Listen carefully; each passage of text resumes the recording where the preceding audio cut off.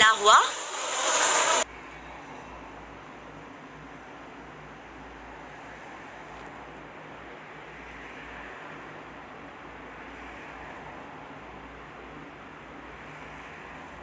चाहिए।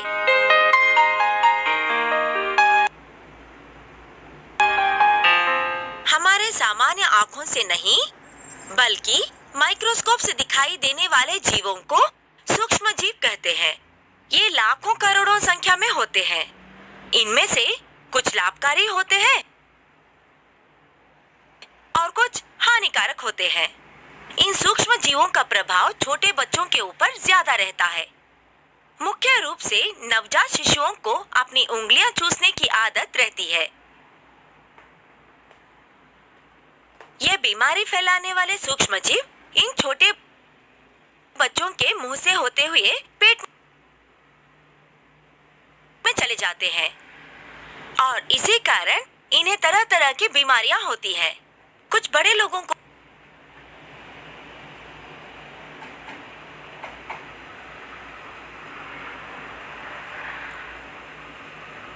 भी उंगलियां चूसने की आदत होती है, जिससे वो भी बीमार हो सकते हैं। अपने हाथों की साफ सफाई पर ध्यान देना बहुत ही जरूरी है।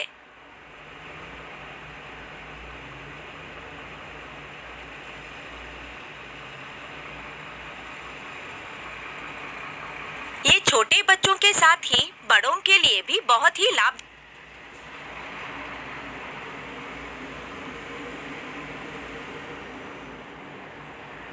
होता है।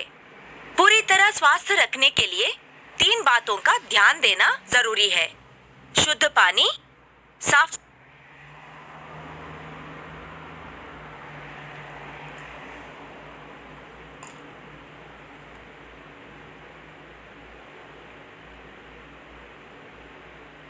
सफाई और स्वच्छता। पूरी तरह स्वास्थ्य रखने के लिए हमें स्वच्छता को प्राथमिकता देने की बहुत ही आवश्यक है। हमारे आसपास का परिसर हमें स्वच्छ रखना चाहिए।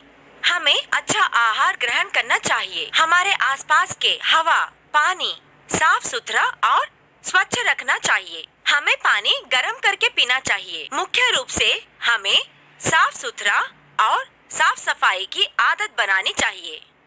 इनमें सबसे पहले अपने हाथ साफ रखना चाहिए। इसी के बारे में मैं आपको कुछ जानकारी देना चाहती हूँ।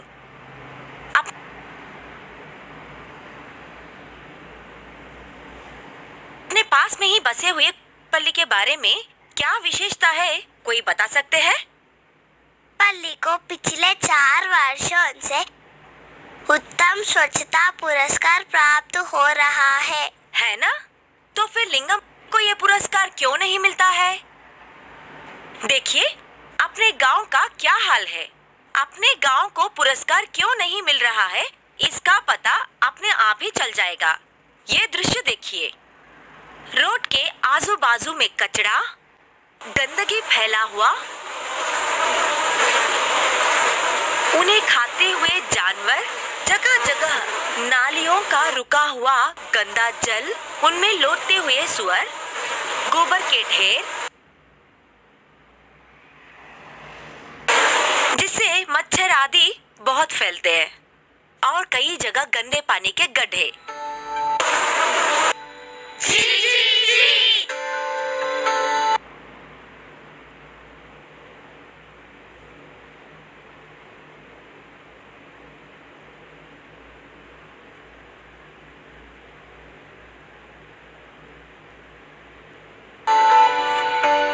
टीवी पर देखकर आपको घिन आ रही है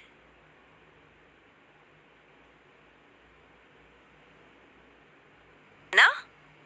तो इतने गंदे माहौल में रहने वाले लोगों का ऐसा ही हाल होता है। बच्चों, ये बात ध्यान में रखिए। रास्तों के आसपास कचरा फैलाना गलत है, ये भी गलत है। तो बच्चों, यहाँ देखिए, शौचालय के पास बाजू में लगा हुआ एक पाइप जो सेप्टिक टैंक से जुड़ा हुआ है और उसमें का जो गैस है उसको बाहर निकालता है। इसको कहते हैं एग्जॉस्ट पाइप। और टैंक में जो फैले हुए मच्छर कीटाणु बाहर आकर हमें बीमार ना कर दें, तो इसलिए इसके ऊपर एक छलनी को लगानी चाहिए। इसके ऊपर का जो कैप है यह अंदर पैदा होने वाले कीटाणुओं को अंदर ही दबाए रखता है।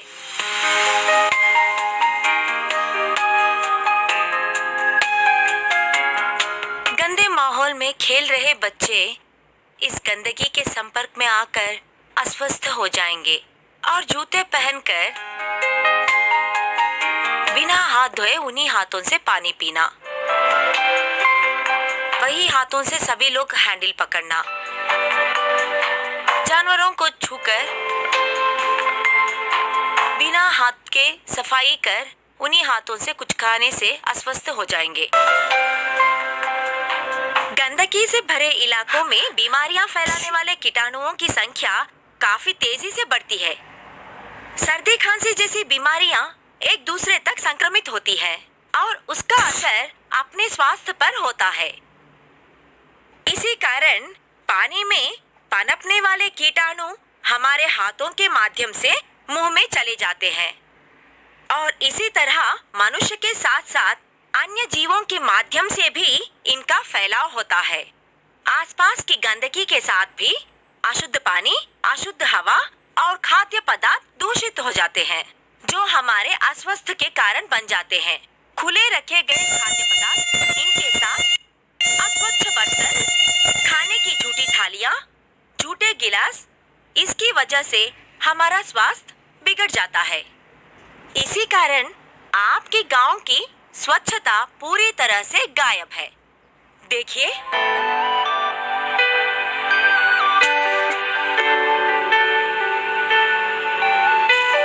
इसे देखने के बाद आपको क्या लगता है? गंदगी से स्पर्श होने के बाद हमें अपने हाथ साफ धोना चाहिए। अगर नहीं धोए तो बीमारियों के जिम्मेदार कीटाणुओं के प्रसार से होता है। Very good. इसी कारण प्रत्येक व्यक्ति को अपने आसपास का परिसर साफ स्वच्छ रखने के साथ ही अपने आप को भी साफ रखना चाहिए। इसी को व्यक्तिगत स्वच्छता कहा जाता है। तो इसके लिए हमें क्या करना चाहिए? आप में से एक एक बताओ। मैडम, हमें रोज नहाना चाहिए। मैडम, हमें रोज सुबह और शाम अपने दांत साफ करना चाहिए। मैडम, हमें खाना खाने के बाद पानी से कुल्ला करना चाहिए। मैडम, हमें रोज साफ सुथरे कपड़े पहनना चाहिए। मैडम, हमें नाखून को समय समय पर काटना चाहिए। मैडम, सड़क पर कूड़ा कचरा डालना थूकना नहीं चाहिए। मैडम, हमें खुले स्थान पर कपड़े नहीं धोना चाहिए। बच्चों, आपने बहुत अच्छे जवाब दिए हैं। इसका मतलब है हमारा स्वास्थ्य अपने ही हाथ में है। तो इसके लिए सबसे पहले हमें क्या करना चाहिए? हमें अपने हाथ साफ करना चाहिए। शिशु मल विसर्जन के बाद साफ सफाई करना चाहिए। एक बार उपयोग में लाए गए टॉवल से 2 बार हाथ नहीं पोंछना चाहिए। Very very very good. अब हमें अपने हाथों को कब साफ करने चाहिए, इसके बारे में जानकारी लेंगे। तो चलिए देखते हैं। खाना पकाने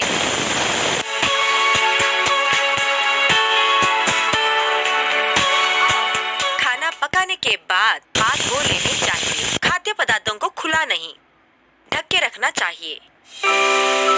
खाने से पहले और बाद भी हाथ अच्छी तरह से साफ करनी चाहिए। नाक छिड़कने के बाद हाथ अच्छी तरह से साफ कर लेने चाहिए।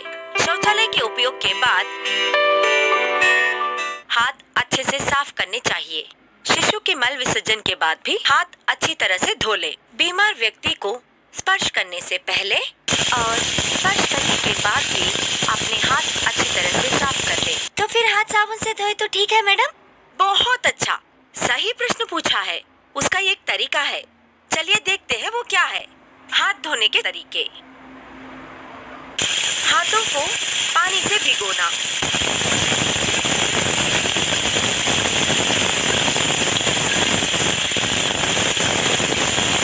हाथों को सभी और साबुन लगाना। हाथों को अच्छे से एक साथ रगड़कर धोना। एक हाथ से दूसरे हाथ की उंगलियों को भीतर से अच्छी तरह से रगड़कर धोना। दोनों हाथों की उंगलियों की ऊपरी और पिछले हिस्सों को अच्छी तरह से साफ करें। एक हाथ के अंगूठे को दूसरे हाथ से अच्छी तरह से साफ करें। ऐसे दोनों और करें। एक हाथ की उंगलियों के सामने के छोर दूसरे हाथ से अच्छी तरह से धोना। दोनों हाथों को साफ पानी से धोना चाहिए।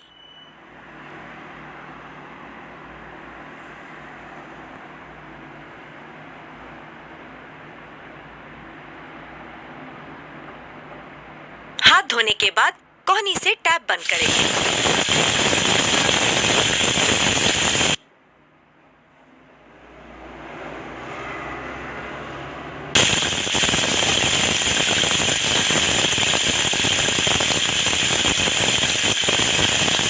एक बार उपयोग में लाए गए टवल से दोबारा हाथ नहीं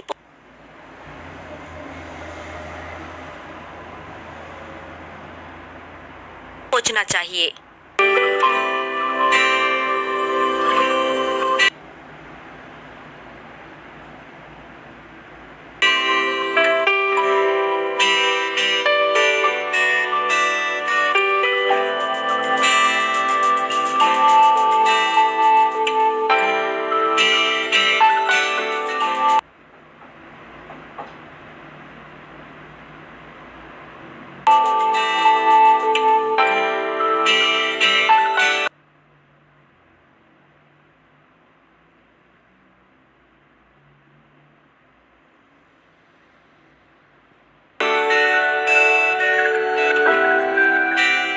बच्चों, अभी हम गीला कचरा, सूखा कचरा के बारे में जानकारी हासिल करेंगे। सूखे चीज, पेपर, बोतलें, प्लास्टिक चीजें आदि सूखे वस्तुएं सूखे कचरे के नीचे जाते हैं। बचे हुए खाद्य पदार्थ, बेकार गए खाद्य पदार्थ और सब्जियों के छिलके ये गीले कचरे में जाते हैं।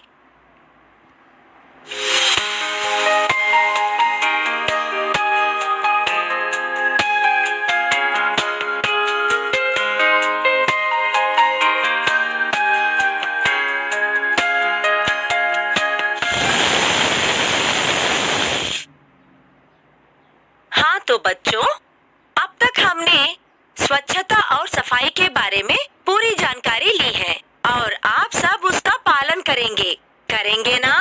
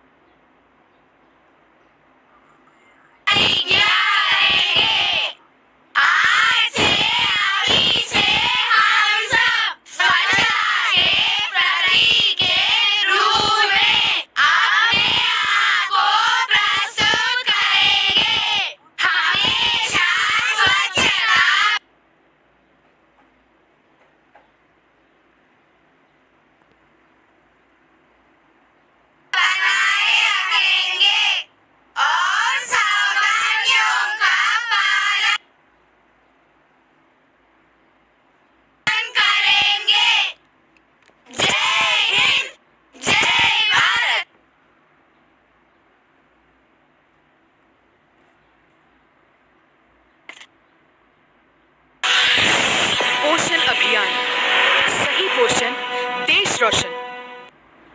भारत की 65% आबादी युवा है, जो हमारी सबसे बड़ी संपत्ति और ताकत है। हमारे देश को समृद्ध होने के लिए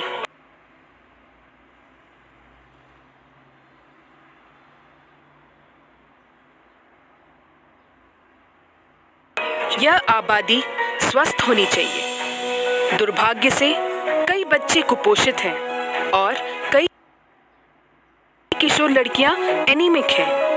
यदि किशोरावस्था की लड़कियां और लड़के अच्छी तरह से पोषित होते हैं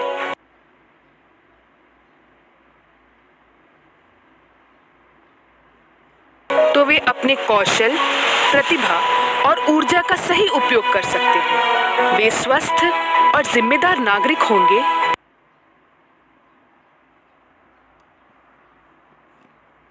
और स्वस्थ बच्चों के माता पिता भी होंगे। इस लक्ष्य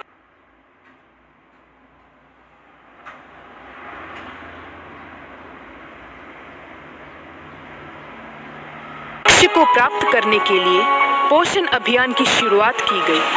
8 मार्च 2018 को माननीय प्रधानमंत्री राजस्थान के झुंझुनू में पोषण अभियान का उद्घाटन किया।